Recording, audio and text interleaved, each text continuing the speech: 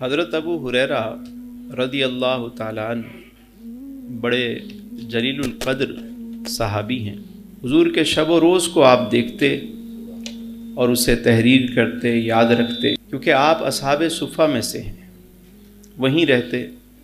جب آپ اسلام لائے تو والدہ ابھی اسلام نہیں لائی تھی، اور اسلام اور بانی اسلام کے بارے میں ان کے نظریات اس وقت اچھے نہیں تھے، لیکن حضرت ابو ہریرہ اپنی والدہ سے بڑی محبت کرتے، پیار بھی بہت تھا، خدمت بھی بہت کرتے، لیکن جب والدہ اس قسم کی گفتگو کرتی اسلام کے بارے میں تو آپ کو بڑی تکلیف ہوتی۔ آپ کہہ بھی کچھ نہیں سکتے کہ والدہ ہیں۔ ایک دن جب بہت زیادہ دل بھر آیا تو حضور کی خدمت میں حاضر ہوئے اور آ کر عرض کی، یا رسول اللہ صلی اللہ علیہ وآلہ وسلم، میری والدہ کی ہدایت کے لیے دعا فرمائیں۔ شکایت نہیں کی والدہ کی، کیا آ کر عرض کی؟ حضور ہدایت کے لیے دعا کیجیے۔ رحمت عالم صلی اللہ علیہ وسلم نے اسی وقت اپنے دستے مبارک اٹھا دیے اور ان کی والدہ کے لیے دعا کی۔ اجابت کا صحرا، عنایت کا جوڑا، دلہن بن کے نکلی دعائے محمد۔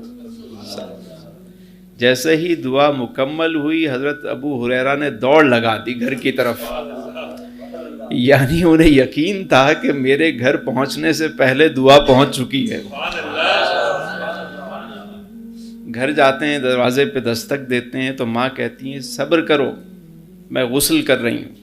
آپ باہر انتظار کرتے ہیں، جیسے ہی والدہ دروازہ کھولتی ہیں، جب آپ اندر جاتے ہیں تو ماں کہتی ہے کہ بیٹا مجھے بھی کلمہ پڑھا کے داخل اسلام کر۔ حضرت ابو ہریرہ کا اصل نام جو ہے وہ عبد الرحمن ہے، لیکن آپ بلیوں کے ساتھ بہت پیار کرتے تھے، کھیلتے تھے۔ ایک بلی بھی آپ نے پالی ہوئی تھی۔ تو ایک مرتبہ میرے آقا کریم علیہ السلام نے فرمایا، یا ابی ہریرہ، تو آپ کو جب یہ لقب ملا آقا کریم علیہ السلام کی جانب سے تو یہ نام اتنا پسند آیا کہ آپ یہی نام آپ کی پہچان بنا۔ آج دنیا انہیں حضرت ابو ہریرہ رضی اللہ تعالیٰ عنہ کے نام سے جانتی ہے۔ ایک مرتبہ میرے آقا کریم علیہ السلام مسجد نبوی شریف میں تشریف فرما ہیں، صحابہ بھی بیٹھے میں، اتنے میں لبائے مبارک کو جنبش ہوئی، ارشاد گرامی ہوا کہ تم میں سے کون ہے جو نصیحت لینا چاہے اور پھر اس نصیحت کو قبول کرے اور آگے پہنچائے۔ حضرت ابو ہریرہ رضی اللہ تعالیٰ عنہ نے ہاتھ کھڑا کیا کہ حضور میں حاضر، لبیک یا رسول اللہ، میں حاضر۔ تو آپ نے حضرت ابو ہریرہ رضی اللہ تعالیٰ عنہ کا ہاتھ پکڑا، جیسے یہ ہاتھ ہوتا ہے نا، یوں ہاتھ پکڑنا، یہ پکڑ کر جیسے اس طریقے سے گنوایا کہ یہ 5 نصیحتیں ہیں، 1 2 3 4 5 نصیحتیں میرے آقا کریم علیہ السلام نے ارشاد فرمائی۔ اب سوچیں کہ بات کس نے ارشاد فرمائی؟ جو جوامع الکلم ہے، مختصر لیکن جامع بات، یہ حضور کا خاص انداز تھا۔ تو آپ علیہ السلام نے 5 نصیحتیں فرمائیں جناب ابو ہریرہ رضی اللہ تعالیٰ عنہ۔ اب وہ سنیے کہ کون سی نصیحت ہے، اور ہم بھی اس سے ان نصیحتوں کو سنیں اور اس پر عمل کرنے کی پوری کوشش کریں۔ اور یہ 5 باتیں وہ ہیں کہ میں یہ سمجھتا ہوں کہ اگر ہم اسے زندگی میں شامل کریں تو ہماری زندگی سنور جائے۔ ارشاد فرمایا ابو ہریرہ، حرام سے بچنا، تم سب سے بڑے عابد بن جاؤ گے۔ حرام سے بچنا، تم سب سے بڑے عابد بن جاؤ گے۔ یعنی ہم یہ سمجھتے ہیں کہ عابد بننے کے لیے تسبیح زیادہ پڑھنی ہے، وظیفے زیادہ پڑھنے ہیں۔ ہم تو یہ سمجھتے ہیں کہ نوافل بہت زیادہ پڑھیں تو عابد کہلائیں گے، نفلی روزے زیادہ رکھیں تو عابد کہلائیں گے۔ لیکن حضور علیہ السلام نے جو بات ارشاد فرمائی، فرمایا حرام سے بچنا، مطلب گناہوں سے بچنا۔ شریعت نے جن کاموں کو حرام کہا ان سے دور رہنا. یہ ایک ایسا خوبصورت فارمولہ ہے. بہت سارے لوگ اعمال صالحہ بھی کرتے ہیں لیکن وہ حرام سے نہیں بچتے. کوئی نہ کوئی حرام کی آمیزش شامل ہو جاتی ہے. اب دودھ کا پیالہ ہے لیکن اس میں چند قطرے اگر آپ نے کسی ناپاک شے کے ڈال دیے کیا ہوگا؟ ہمارا جو جسم ہے نا، اس کو غذا کی ضرورت ہوتی ہے کیونکہ یہ اسی دنیا سے بنا ہے اور دنیا کی خوراک چاہیے. مٹی سے بنا ہے اور تمام چیزیں جتنی ہم کھاتے ہیں وہ ساری کہاں سے اگتی ہیں؟ مٹی سے. گوشت بھی ہم کھاتے ہیں تو وہ بھی مٹی سے ہوتا ہے، یعنی جانور گھاس کھاتا ہے اس سے گوشت بنتا ہے، اور اس گوشت تو تمام چیزیں بنیادی طور پر ہم مٹی سے لیتے ہیں اور پھر مٹی میں چلے جاتے ہیں کیونکہ جسم یہیں سے بنا ہے.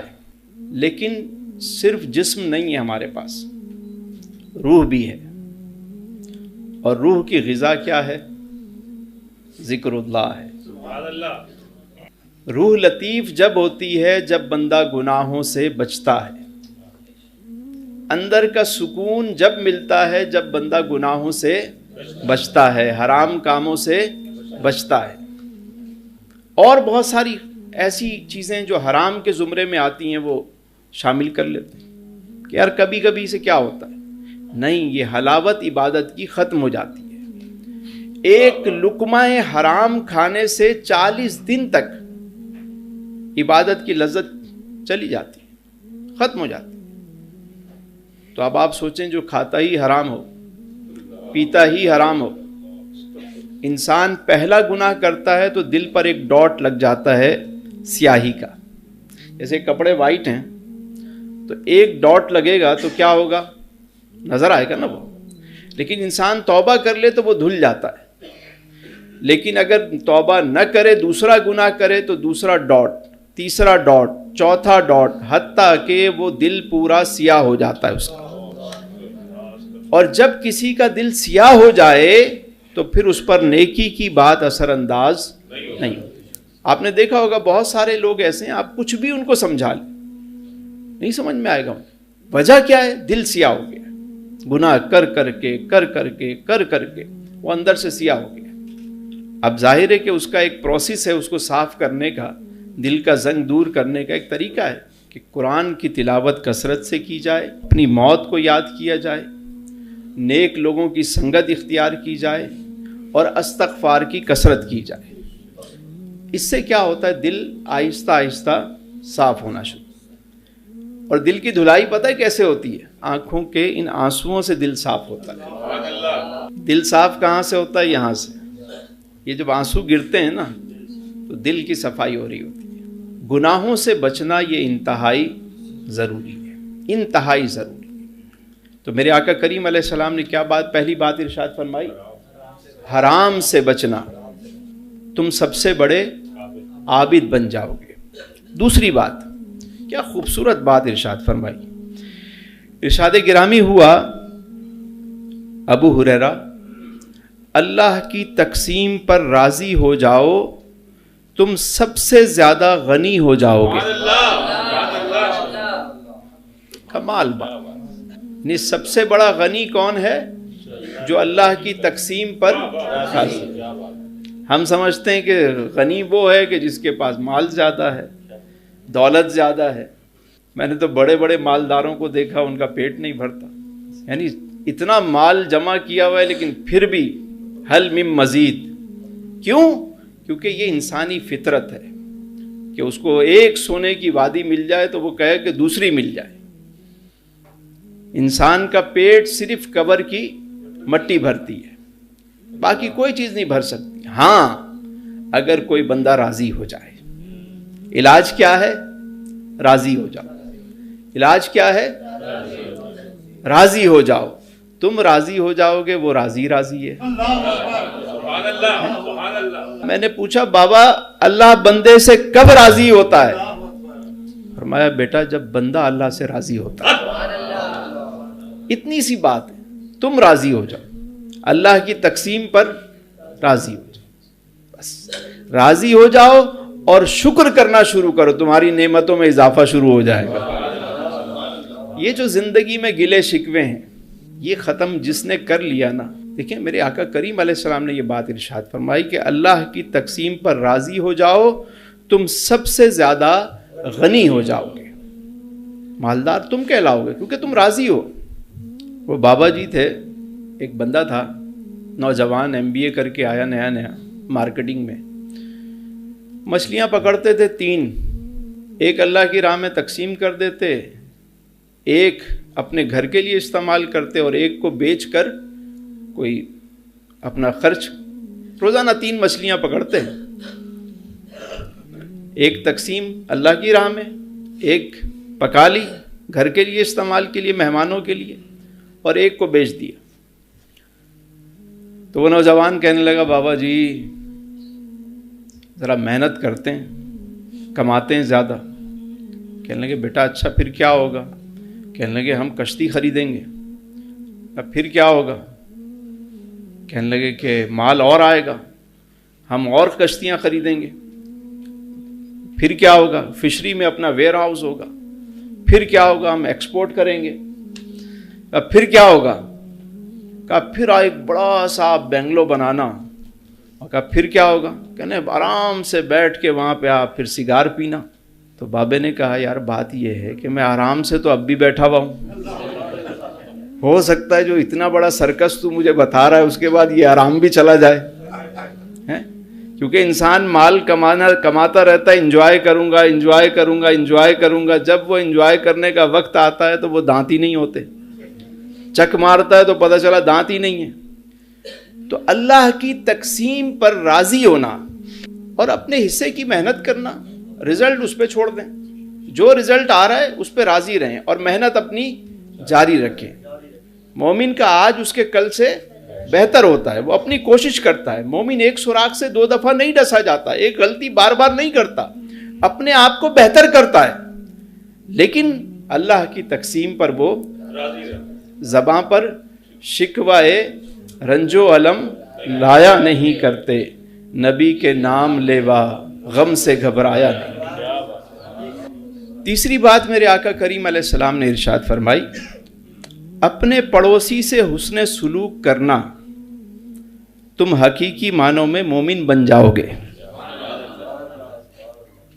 کیا خوبصورت بات ارشاد فرمائی کہ پڑوسی سے حسن سلوک تم کامل مومن بن جاؤ گے. کیا خوبصورت نسخہ ہے. آج ہمارا کیا حال ہے, گھر والے بھی بیزار, باہر والے بھی بیزار. مطلب ہم حسن سلوک کس کو کہتے ہیں؟ کیا صرف مسکرا کے ملنا, اپنی ذات سے اسے کوئی تکلیف نہ دینا. یہاں تو یہ حال ہے کہ رات کو صاحب 12 بجے آتے ہیں گھر میں اور فل آواز میں ٹی وی کھول دیتے ہیں. بھائی کراچی میں ہمارے یہاں 12 بجے کا ٹائم ہے, 11-12 بجے لوگ سوتے ہیں, اس سے پہلے تو نہیں سوتے. آپ 12-1 بجے رات کو 2 بجے آئے گھر پہ اور فل آواز میں آپ نے لگا لیا, خبریں سن رہے ہیں تو یہ سن رہے ہیں تو, اور برابر میں کوئی بندہ سو رہا ہے, وہ آپ کی وجہ سے ڈسٹرب ہو رہا ہے. وہ آپ سے کچھ کہے تو آپ کہتے ہو بھائی میں تو اپنے گھر میں ہوں, کھلا کھاؤں ننگا نہاؤں, تمہیں کیا مسئلہ ہے. اوپر اس سے الجھ پڑتے ہیں ہم. یعنی باہر ممالک میں مہذب جو ترقی یافتہ ممالک ہیں جہاں آپ جائیں, وہاں رات کو ہارن بجانے پہ بھی پابندی ہے, کسی کی نیند میں خلل پیدا ہوتا ہے. ہم رات کو فون پہ سیڑھیاں چڑھ رہے ہیں, فون پہ پتہ نہیں کتنی باتیں لاؤڈ کرتے کرتے آگے اپنا دروازہ, اپنی بیل, اور اندر گئے, پھر ٹانگ پہ ٹانگ رکھی, کیونکہ رات کو تو جاگنا ہے. اب ایک بندے پڑوسی کو اگر صبح اٹھ کے جانا ہے, ہمیں اس سے کوئی پرواہ نہیں. ہم یہ سمجھتے ہیں کہ پڑوسی صرف یہی ہے جو ہمارے آس پاس کے لوگ ہیں, جو برابر میں جس کی میرے ساتھ جس کی دکان ہے وہ میرا پڑوسی نہیں ہے, وہ بھی تو پڑوسی ہے. میرے آفس میں میری برابر والی سیٹ پہ جو بندہ بیٹھا ہوا ہے, میرا کولیگ, وہ میرا پڑوسی نہیں ہے. اگر میری ذات سے اس کو تکلیف ہو رہی ہے, میں کھانس رہا ہوں اس کی طرف منہ کر کے, میں مطلب میرے منہ سے بدبو آ رہی ہے, وہ بیچارہ اذیت میں بیٹھا ہوا ہے اور کچھ کہہ بھی نہیں رہا, منہ میں پورا گٹکا کر کے باتیں کرتے ہیں, اگلا بندہ دیکھ کے اس کو کچھ ہو رہا ہوتا ہے, بیچارہ کچھ نہیں کہہ رہا ہوتا. کسی کی دیوار پہ آپ نے پیک مار دی پڑوسی کے. مطلب اخلاق ہمارا کہاں چلا گیا ہے. میرے آقا کریم علیہ السلام کا ارشاد گرامی دیکھیے, سبحان اللہ. ارشاد فرمایا اپنے پڑوسی سے حسن سلوک کرنا تم حقیقی معنوں میں مومن بن جاؤ گے. کیا خوبصورت نسخہ ہے. اگر بالفرض پڑوسی کی ذات سے آپ کو تکلیف پہنچے تو پھر اس پر کیا کرنا ہے؟ صبر کرنا. یہ میرے آقا کریم علیہ السلام کی تعلیمات ہیں. اور پھر ارشاد گرامی یہ بھی ہے کہ وہ ہرگز مومن نہیں ہو سکتا جو خود تو پیٹ بھر کے کھانا کھائے اور اس کا پڑوسی بھوکا ہو. آپ کے آفس میں برابر والا بندہ بھوکا بیٹھا ہوا ہے, آپ کھا رہے ہیں, اگر ایک ہی روٹی ہے تو آدھی اس کو دیتے ہیں, آدھی خود کھا لیتے ہیں. اگر پڑوسی بھوکا ہے اور آپ پیٹ بھر کے بیٹھے ہوئے اور سجدے میں ساری رات عبادت کر رہے ہیں تو اس سے بہتر ہے اس کا پیٹ بھر دیں. یہ چھوٹی چھوٹی باتوں سے دیکھیں, قرب الہ جب بھی کسی کو ملا ہے نا, اللہ تک پہنچنے کے جتنے راستے ہیں وہ مخلوق سے ہو کر گزرتے ہیں. مخلوق سے ہو کر گزرتے ہیں رب تک پہنچنے کے جتنے راستے.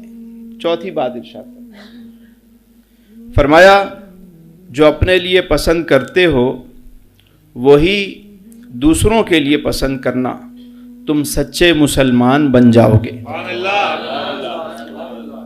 آج کل جو ماڈرن لینگویج ہے اس میں کہا جاتا ہے ون ون پالیسی بناؤ بھائی دونوں کے لیے. یہ تو آج کی بات کر رہے ہیں نا. وہ میرے آقا کریم علیہ السلام نے ون ون کی بات کب کی؟ فرمایا جو اپنے لیے پسند کرو وہی دوسروں کے لیے پسند کرو. اگر مجھے یہ پسند نہیں ہے کہ میری بیوی کو, میری بیٹی کو کوئی اور دیکھے, اگر مجھے یہ نہیں پسند تو میں دوسرے کے لیے کیوں پسند کروں؟ اگر میں چاہتا ہوں کہ میرے گھر میں کوئی نہ جھانکے, مجھے یہ نہیں پسند, تو میں کسی کے گھر میں جھانکوں؟ یہ چھوٹی چھوٹی باتیں ہیں کہ جو میں اپنے لیے پسند نہیں کرتا. میں چاہتا ہوں کہ میرے بچوں کو کوئی گالی نہ دے, میرے بچوں کو کوئی نہ جھڑکے, میری فیملی سے کوئی بدتمیزی نہ کرے. میں یہ چاہتا ہوں نا, یہ پسند کرتا ہوں, تو میں دوسروں کے ساتھ اگر یہ کروں تو میرے آقا کریم علیہ السلام نے ارشاد فرمایا جو اپنے لیے پسند کرتے ہو وہی دوسروں کے لیے پسند کرو. اگر معاشرے میں صرف ایک اس اصول پہ ہی عمل کر لیں ہمارا معاشرہ سدھر جائے. یہ جو ہمارے ایلیٹ کلاس ہے, ہمارے حکمران طبقہ ہے, اپنے لیے تو وہ کچھ اور پسند کرتے ہیں, اپنا علاج تو کہیں اور کرواتے ہیں. صرف اس ایک اصول کو ہی ہم اپنا لیں تو ہم ترقی کر جائیں. جو اپنے لیے پسند کریں, اپنا کچرا کسی اور کے آگے پھینک دیا, اپنے گھر کے آگے جھاڑو لگا دیا, وہاں جمع کر کے ڈال دیا. اللہ اکبر یار, اپنی نالی سیدھی کر دی, دوسرے کی طرف موڑ دیا سارا. یار اگر آپ اپنے لیے پسند نہیں کرتے تو اس کے لیے بھی پسند نہ کرو, اس کو بھی اتنی ہی تکلیف ہوگی جتنی آپ کو ہوگی. اور آخری بات ارشاد فرمائی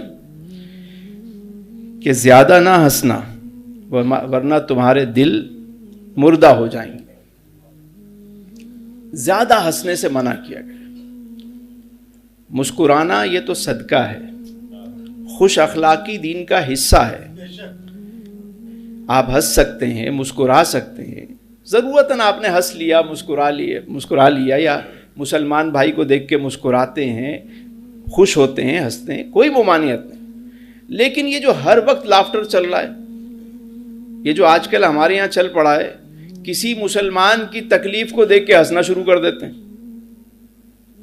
مطلب اب تو پتہ نہیں وہ کیا جملہ چل رہا ہے کہ وہ بڑھ گیا.